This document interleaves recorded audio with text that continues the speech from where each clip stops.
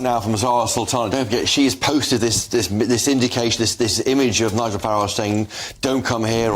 I think it's disgraceful, and frankly, I think it's almost insightful.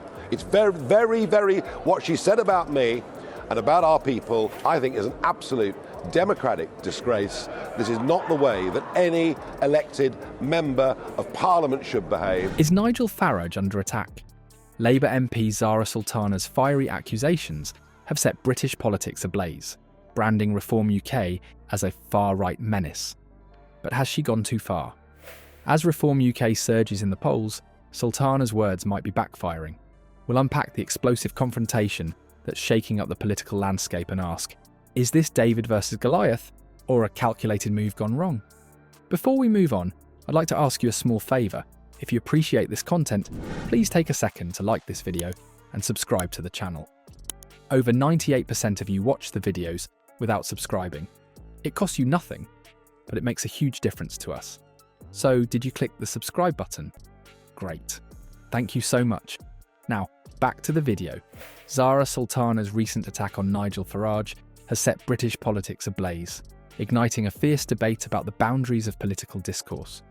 The Labour MP for Coventry South didn't mince words when she branded Reform UK as a far-right menace. The Coventry South MP Zara Sultana and the campaign she seems to be launching against you personally and the Reform Party. Reform UK is comparable to the National Front and the British National Party. She's been publicising an event in Birmingham, it seems, with a picture of yourself cartoonised, drawing provocative comparisons to extremist groups. But has Sultana's fiery rhetoric inadvertently fanned the flames of support for her political adversary? The timing of Sultana's scathing remarks couldn't be more politically charged.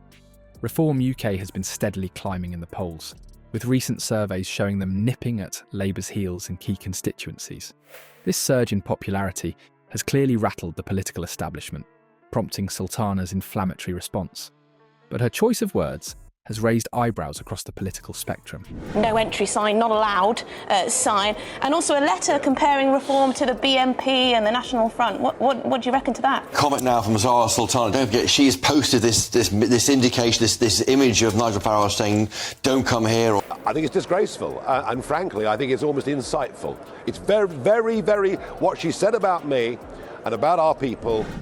Critics have been quick to question the appropriateness of Sultana's language, arguing that such heated rhetoric only serves to deepen the divide in an already fractured political landscape.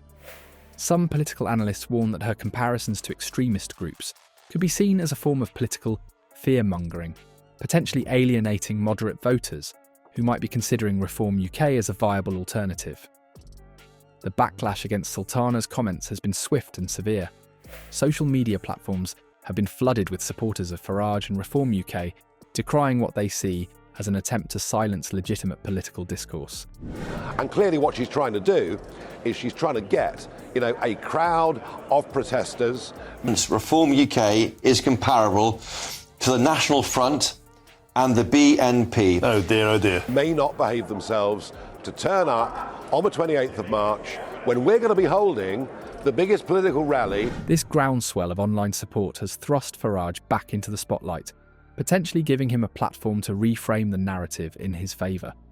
But what are the potential consequences of such inflammatory language in Britain's already charged political climate?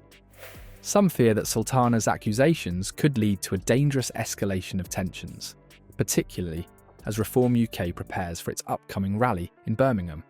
I think is an absolute democratic disgrace. This is not the way that any elected member of Parliament should behave. Reform UK, she says, is a party bankrolled by billionaires and led by an ex-banker, public school boys. And I would like to see Keir Starmer getting tough with backbenchers who behave in this appalling way. There are concerns that her words could be used to justify more aggressive tactics from both sides of the political divide. Ironically, Sultana's strategy may be backfiring spectacularly. By painting Farage and Reform UK in such extreme terms, she risks casting them in the role of the unlikely underdog, a position that Farage has historically used to great effect. This narrative of the political outsider fighting against the establishment has proven powerful in recent years, and Sultana's attack could inadvertently reinforce this image. As Sultana's attack threatens to cast Farage as the underdog, a surprising twist emerges from his political past. The Labour MP's accusations have inadvertently opened the door for Farage to showcase his long-standing battle against extremism, potentially turning the tables on his accuser. Nigel Farage, no stranger to controversy, has faced numerous political adversaries throughout his career. Everyone knows that Reform is non-sectarian, non-racist. We're open absolutely to everybody. It's going to really hurt Nigel Farage because he thinks, in his world, he stopped the BNP by creating UKIP all those years ago. That's what we stand for. You can come and argue against me. You can tell me that I'm wrong. You can tell me we should have open borders. But Zara Sultana's recent broadside presents a unique challenge, one that could either tarnish his reputation or, paradoxically, elevate his status as a political maverick. The effectiveness of Farage's response strategy lies in his ability to leverage his track record. In a masterful countermove, he's quick to remind the public of his role in dismantling far-right groups, particularly the British National Party, BNP. Farage's claim that "no one did more to beat the far right in this country than me" serves as a powerful rebuttal to Sultana's narrative. This assertion isn't mere bluster. It's just that we're patriotic, we believe in controlling our borders and putting the interests of the British people first. But to try and get people to come along and close down our conference is disgraceful. Farage's time with UKIP saw a significant reduction in BNP support, a fact that directly contradicts Sultana's portrayal of him as a far-right sympathiser. By highlighting this history, Farage not only defends himself, but also positions his current party, Reform UK, as a bulwark against extremism, rather than its proponent. Farage's public response to Sultana's accusations is both dismissive and strategically crafted. He emphasises his past successes, particularly against the BNP in the late 2000s, stating, "If I wasn't here, somebody with a bit more brain than Nick Griffin would emerge." This statement serves a dual purpose. It reinforces his anti-extremist credentials, while subtly suggesting that his presence in politics is crucial for maintaining balance. The backlash against Sultana's comments has been swift and severe. Reform UK MPs have labelled her remarks as disgraceful and deeply unpleasant. Great Yarmouth MP Riet Lowe's description of Sultana as a horrible woman indicates the intensity of the response. This outcry could potentially strengthen Farage's position, casting him as a victim of unfair political attacks. As the dust settles, the question remains, will Farage's counterattack resonate with voters?